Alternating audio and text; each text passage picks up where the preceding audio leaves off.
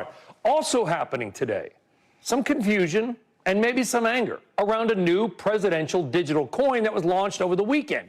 2 days before the inauguration, Trump's team launched a crypto token called the Trump coin. Because, of course, it's basically a digital coin that you can buy and sell. It soared in value when it came out. And then the incoming president launched another coin, this one named after his wife, MELANIA.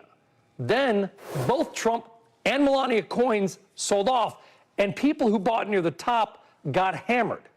The entire spectacle generating a lot of hot takes in the crypto space, with some suggesting maybe this is a good thing, right? Because Trump is finally fully in on the crypto game. Others saying, no, this is a surprise and an amateur move that can give a bad name to all things crypto, and then it makes the sector look like a big grift. Then there's also concerns about who may be making money off this.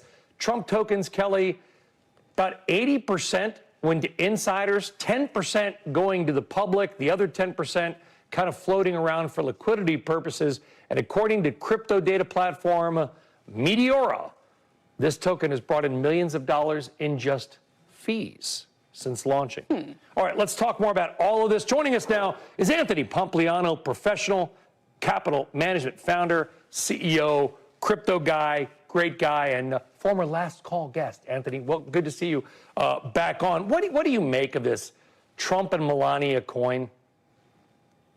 Yeah, guys, thanks so much for having me. Look, we can spend hours talking about all the nuances and complexity here. I think on one hand, we shouldn't be surprised. There's been tons of celebrities and other large brands that have launched these meme coins. And so the president of the United States and Trump are two of the biggest brands in the world. On the other hand, there's a lot of questions about what are they going to do? Who's going to actually make this money? Are there conflicts of interest? And so I think that both of those points are very valid. But, one of the things that I've heard online that I think actually is inaccurate is there's tons of people who have been saying, oh, look at the crazy crypto people. Look at how insane they are to be putting their money into this thing. And I just want to remind people that also in the traditional market, the regular stock investors are valuing, DJT at about $7 billion market cap on $4 million of revenue. And so maybe it's actually just Trump as an outlier and his companies or assets or products or services that he's associated with tend to, overperform from a financial perspective more so than any one form factor, whether it's a stock, a meme coin, or anything else. Anthony, explain it for me real slow, like I'm 5. What are these coins? What are they? Yeah, the best way that I could think about this is if you think of Berkshire Hathaway, Berkshire is a lot of a good business and a little bit of a meme, right? If you think of Tesla, it's okay, like wait, 50% Anthony, good business. I love you, but I'm going to stop you there. I don't want an analogy to Berkshire Hathaway. I want to, you can analogize it to Bitcoin if you want. I sort of understand that. What are these coins? Yeah, well, the reason why I start with Berkshire is because Tesla is the next kind of in the step, right? Tesla's about 50% good company, 50% meme. DJT is like 80 or 90% meme, 10% good company. I see. And then the final form of this kind of transition is ultimately people just launched the meme and there is no company, right? And I think that this is actually a progression over the last 50 years or so. But is it a protocol? And so you can, Anthony, I'm trying to understand, tell me from a technological point of view, what are these? Remember the ICO boom? And Trump himself was against that. This was back in 2016, 2017, something like that.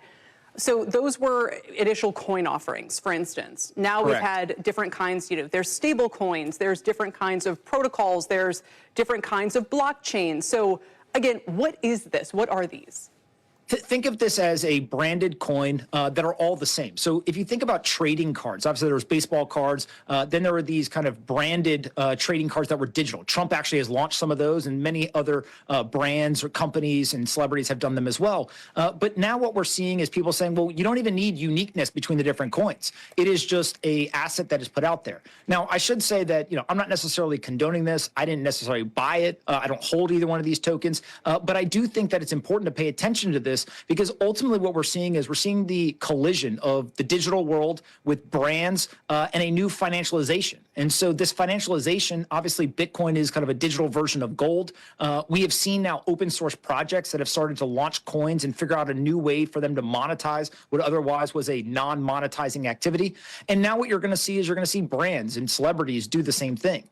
The real question is, what does the market ultimately think about the long-term value here, right? And I think that that's the big question is, if it is just a token that has no business, has no revenue, I think that investors should be cautious and figure out out, hey, what is the value over the long run? And that's kind of the point about what I think, and I don't want to speak for you, Kelly, whatsoever, which is, what is it? What backs it, right? And I guess it's just the same idea as Bitcoin. The idea there's 21 million. Of course, a lot have been lost, so it's not 21 million. You get my point. The whole thing is sort of built on scarcity, and it's got some real value because of that scarcity alone, like a Picasso painting or something, right? There just won't be any more of those things. But, you follow all the hot takes. You look at like Dave Portnoy over the weekend, right? And Dave's like, what's this Trump coin?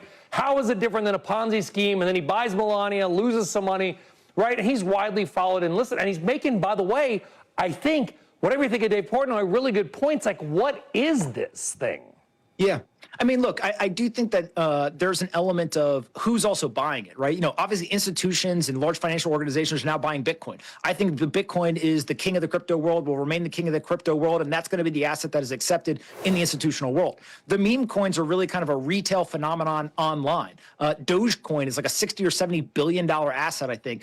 It's just a joke. There is no business. There is no cash flow. And so is the market being irrational, or somehow has the internet started to ascribe value to a joke? I don't know. Again, I'm not buying this stuff, but I do think that Trump has this massive brand. If he's able to sell watches, if he's able to sell sneakers, if he's able to sell NFTs, we shouldn't be surprised that he's also able to sell a meme coin, right? And so I do think that the long-term viability of this is what people should be paying attention to. And frankly, we don't know yet, right? It's only been around for 3 days. It's sitting at a $30 billion market cap, which is much higher than anyone thought that it would go originally. I'm just reading through here a Bitcoin.com explainer of potential legal concerns around a meme coin. And it says, of course, everyone's quoting everybody else on this. A key question is whether it qualifies as a security under U.S. law. This is what I bring up again, because we've been having this debate for a decade, okay?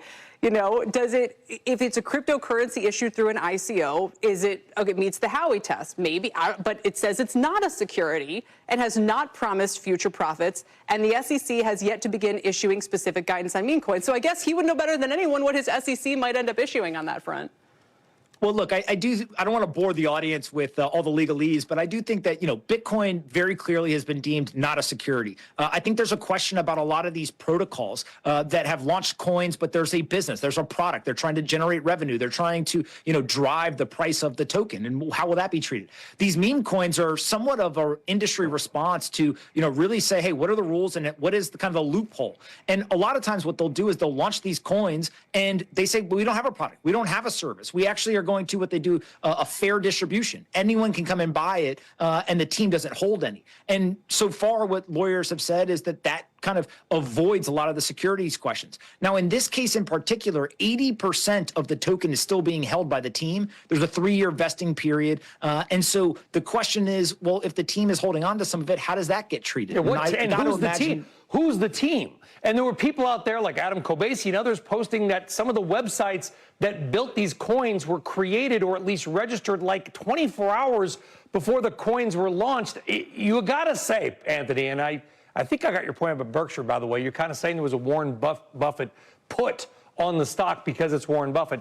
Correct me if I'm wrong on that. It's a compliment. He's the GOAT. That's what I'm saying. It's kind of a meme, like he adds value to Berkshire Hathaway stock because of who he is. But that said, you got to admit, some of this is not a great look for crypto. Oh, look, I definitely think that there is a concern among many people in the crypto industry that, Bitcoin is kind of the king. Bitcoin is the main story. There's talk of a strategic Bitcoin reserve. A lot of energy, time, money, et cetera, has gone into, really pushing that forward. And so some of these other projects are definitely either distracting or taking away from that. On the same hand, look, Trump's net worth, even though it may be illiquid, like 80% of it from the last estimate I saw is now in crypto. And so there's also an argument that if Trump has 80% of his net worth in crypto, he's going to pay a lot more attention to the industry, and naturally Bitcoin will benefit alongside some of these other things. I don't want to sit here and speculate as to what percentages, et cetera, but I do think that it is very clear we now have somebody as president of the United States that is paying attention to Bitcoin and cryptocurrency, and that should probably serve as a tailwind for the industry overall during his administration. Anthony, thank you as always for joining us. Appreciate it. Yeah, thanks, guys. Going to go buy some. We should launch some meme coins then, if they're going to be legal. Why not? Yeah, let's launch it. I think the name Power Lunchables. Why would you launch Power Lunchables meme coin? Because they're small, they're easily snackable, they come pre-arranged, and you don't have to do anything with them. What do you think, America? Power Lunchables? Let us know. Why not? After the I think break. he just called Berkshire Hathaway a meme stock. Yeah, well, 10%, I think he said. We'll have more about President Trump's actions and not the meme coin. The executive orders, what they mean for your money, including a new AI venture that could change the tech industry forever.